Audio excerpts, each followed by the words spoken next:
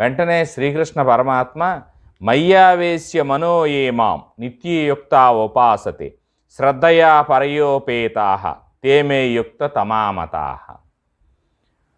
సగుణ భక్తులైన, సాకార భక్తిని చేసిన, నిరాకార భక్తి చేసిన భక్తి ప్రధానం.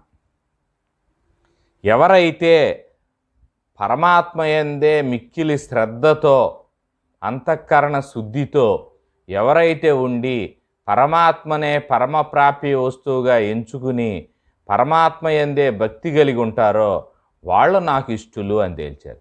అంటే ఇక్కడ సాకార భక్తులు గొప్పవాళ్ళని కొన్ని చోట్ల వాదించుకుంటారు, కొన్ని చోట్ల నిరాకార భక్తులు మేం గొప్పవాళ్ళం, భక్తి గొప్పదని, జ్ఞానం గొప్పదని ఇలా వాదించుకుంటారు. అయితే భక్తి జ్ఞానం ఏది ఉన్నా సరే ముందు పరమాత్మయందు నిష్కామంగా కర్మయోగాన్ని అవలంబించాలి. భక్తి ప్రధానం. భక్తి లేకపోయినట్టయితే నిరుపయోగం, అది సాకారమైన నిరాకారమైన.